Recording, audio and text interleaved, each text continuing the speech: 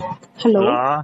Sir, నమస్తే sir. One Motors నుంచి call చేస్తున్నాం సార్. రీసెంట్ గా మీరు నందిగామలో వాటర్ వాష్ చేయించారు కదా సార్, ఆ, సర్వీసింగ్ ఎలా చేశారు సార్?